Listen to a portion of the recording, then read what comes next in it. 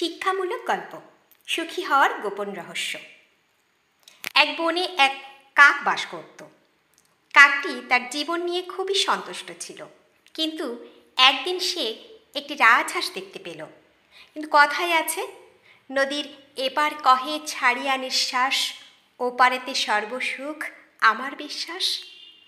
কাকটি ভাবল, আহা, রাজহাঁস কতই না সুন্দর, নিশ্চয়ই সে এই পৃথিবীর সবচেয়ে সুখী পাখি। কাকটি তার এই ভাবনার কথা রাজহাঁসকে জানালো। রাজহাঁস জবাব দিল, আসলে আমি ভাবতাম আমিই বুঝি এখানকার সবচেয়ে সুখী পাখি, যতক্ষণ না আমি একটি টিয়াকে দেখলাম। টিয়ার গায়ে আছে দু ধরনের রং, তাই এখন আমি মনে করি টিয়াই হলো সৃষ্টির মাঝে সবচেয়ে সুখী পাখি। কাক এরপর টিয়ার কাছে গেল। টিয়া তাকে বলল, আমি ছিলাম খুব সুখী যতক্ষণ না আমি ময়ূরকে দেখতে পেলাম। আমার গায়ে তো মাত্র দুটি রং, আর ময়ূরের শরীরে কত বর্ণেরই না সমাহার। কাক এরপর চিড়িয়াখানায় গেল ময়ূরের সাথে দেখা করতে। সেখানে সে দেখতে পেল ময়ূরকে দেখতে শত শত মানুষ ভিড় জমিয়েছে। সবাই চলে যাওয়ার পর কাক ময়ূরের কাছে গেল। ও ময়ূর, তুমি দেখতে কতই না সুন্দর, তোমাকে দেখতে প্রতিদিন হাজারো মানুষ ভিড় জমায়, আর আমাকে দেখলেই মানুষ দূর দূর করে তাড়িয়ে দেয়। তুমি নিশ্চয়ই জগতের সবচেয়ে সুখী পাখি।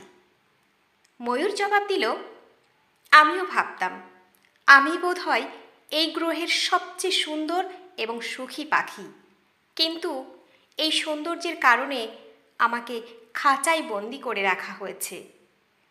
আমি এই চিড়িয়াখানা খুব ভালোভাবে পর্যবেক্ষণ করেছি এবং বুঝতে পেরেছি কাকই হচ্ছে একমাত্র পাখি যাকে কখনোই খাঁচায় বন্দি করা হয় না। তাই গত কদিন যাবৎ আমি ভাবছি, ইস, আমি যদি কাক হতাম, তাহলে যেখানে খুশি ঘুরে বেড়াতে পারতাম। এটাই হলো আমাদের সমস্যা, আমরা অহেতুক অন্যদের সাথে নিজেদের তুলনা করি আর দুঃখ পাই।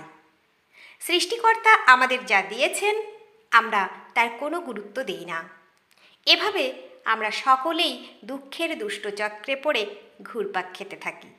তাই স্রষ্টা আপনাকে যা দিয়েছেন তার গুরুত্ব দিয়ে সুখী হওয়ার গোপন রহস্যটা বুঝতে শিখুন, আর অহেতুক অন্যদের সাথে তুলনা করে নিজেকে অসুখী হওয়া থেকে দূরে রাখুন। বন্ধুরা, গল্পটি যদি ভালো লেগে থাকে তাহলে প্লিজ লাইক, কমেন্ট ও শেয়ার করতে ভুলবেন না, আর অবশ্যই সাবস্ক্রাইব করে সঙ্গে থাকবেন। আশা রাখছি। ধন্যবাদ।